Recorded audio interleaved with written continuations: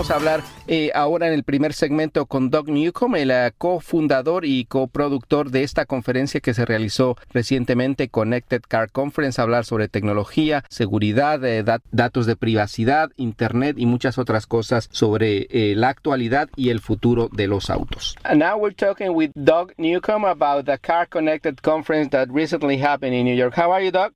I'm good, Javier. How are you? Excellent. Thank you for having the time and sharing this information with us. Unfortunately, I couldn't attend, but this is a very, very important topic that it's driving the tendencies in the auto industry, right? It is. I mean, as I usually say, Javier, technology, if you look at how many industries it's changed, whether it's music, publishing media, which you and I are in, communications, medical, I think now it's affecting cars and automotive, and we're going to see that more and more in the future, just how technology is transforming the automobile as well as transportation as a whole. Yeah, I guess in the past, 5 years, we've seen more progress in the auto industry, more changes in the auto industry that we have seen probably in the last 50, right? Yeah. In fact, that's right. I mean, again, that's just how technology is transforming automotive. And here's the thing, everybody these days wants to be connected. I mean, we're all connected 24/7, almost anywhere we are, with smartphones and tablets, devices. People want that connectivity when they're in the car as well. In fact, some would argue that you need that kind of connectivity in the car more than other places, because when you're out driving around, you're looking for directions, you're looking for, where to eat, where to get gas, if you're in a accident, to get services, that sort of thing. So, I think that there's just so many compelling reasons to have technology and connectivity in the car. And when you mentioned that, then you think I was at an event for Mercedes-Benz recently, and they said that they feel like their perception is the car is going to change more in the next 10 years than it has in the last 50, and because of technology. So all these things are great. I have the privilege of testing new cars every week, and I've seen these changes, and I guess we are spoiled because we see them like firsthand, and now we can't imagine a car without some of the great technology that we see. But for some people, there's still that question: if this helping for now, or is becoming a distraction because there's so much to learn in a new car. There is, and that's some of the things we talked about at the Connected Car Conference, C3, as we call it, last week in New York City. Because here's the thing, Javier, I've been covering, like you, I'm a journalist, and I drive a different car every week, so I see it firsthand. And while the technology has a lot of potential in the car, there's a lot of issues to overcome, whether it's driver distraction, which we talked about, privacy and security, and all this data flowing in and out of the car. We also talked about kind of how the car is becoming a network device, and we talked about it in relation to the Internet of Things, and we talked about self-driving cars. And that's just a portion. There's issues with big data. There's issues, as you know, with infotainment systems and user interfaces. Again, for like the third or fourth year in a row, car makers got hit really hard by J.D. Power's initial quality survey because customers are really frustrated by their infotainment interface. So it's a lot of challenges. There's a lot of potential, but there's also a lot of challenges before we can kind of get to that point. Yeah, actually, I was going to mention that J.D. Power and Associate initial quality study, because it's not that the systems don't work. In some cases, they don't. There are glitches there, but it's more like the learning curve from the user, right? These great things, but if it takes you a week to learn it and you get frustrated, that's a problem. So there's a lot of education need to be done, right? Exactly, and that's why you're seeing companies like Mercedes-Benz, BMW, Lexus, Cadillac actually putting specialists in the dealer. In fact, BMW calls them geniuses, kind of like taking a page from Apple.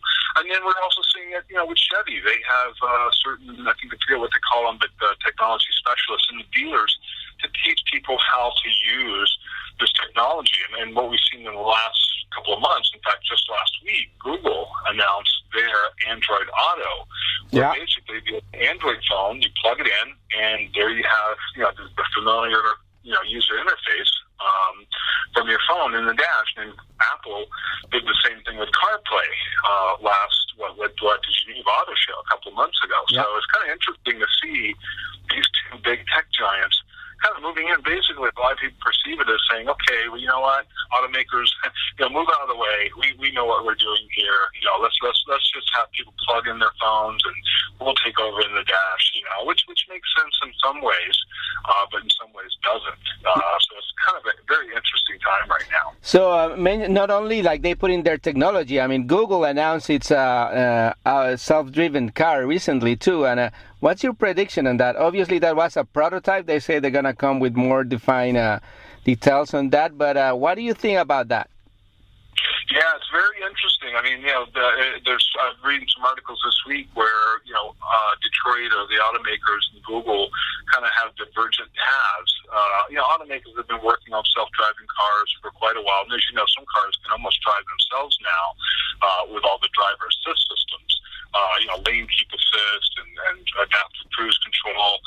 So automakers are kind of taking that approach, slowly building on these technologies to self-driving car, where Google's just going right for the self-driving car. In fact, the car they released doesn't even have a steering wheel or pedals, if you can imagine that.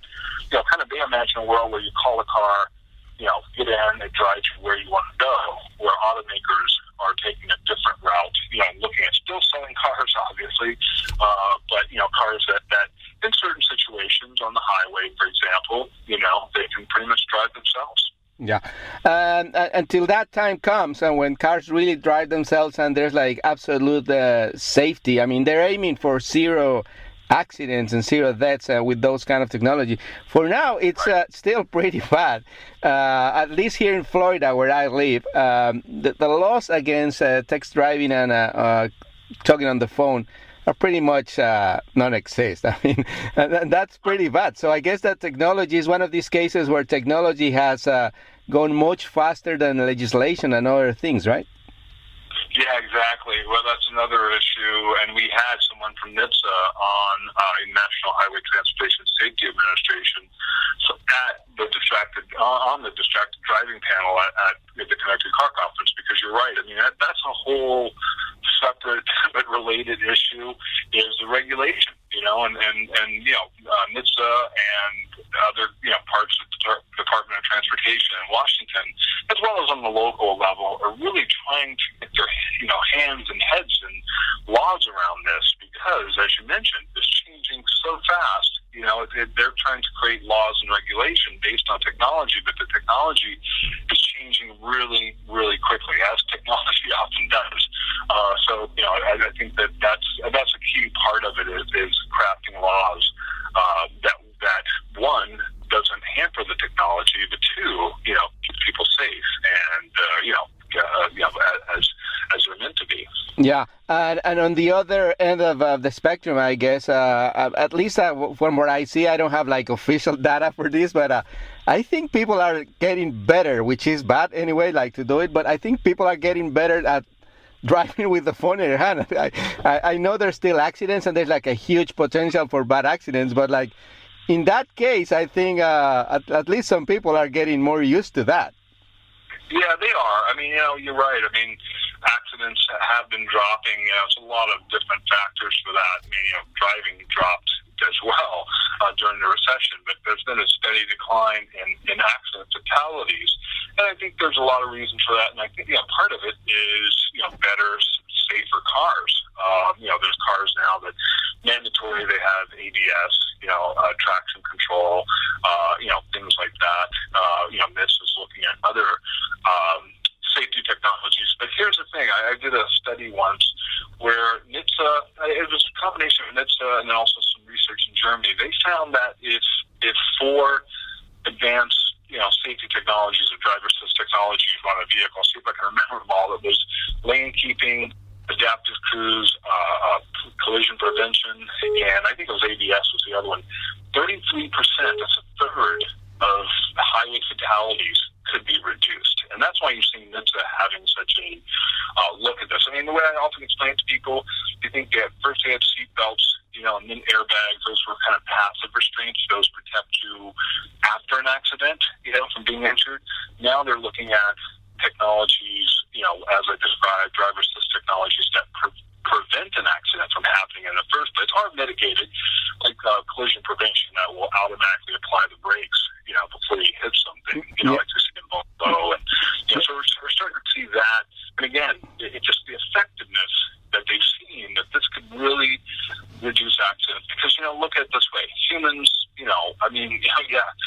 everyone likes to think they're a good driver, but, we get distracted, Yeah. So I think that's another, we talked about, Apple and Google and infotainment, but that's another whole aspect of the connected car, safety. And we haven't even talked about, what NHTSA is doing in the government with their vehicle-to-vehicle communication. They're doing a huge study, they're wrapping up now in Ann Arbor, Michigan, where they have 3,000 cars outfitted with vehicle-to-vehicle communication, so cars can communicate with one another. Yeah. So obviously, lots going on in this space. And again, sort of kind of coming full circle, I really feel like, technology, it already started, as you mentioned, but it's really going to transform, cars and automotive. Yeah, we're talking with Doug Newcomb, the organizer and co-producer of the Connected Car Conference. And Doug, is there a website where our audience can go and look for more information about this and all the things that you do? Sure, yeah. So I have my own website. It's DougNewcomb.com,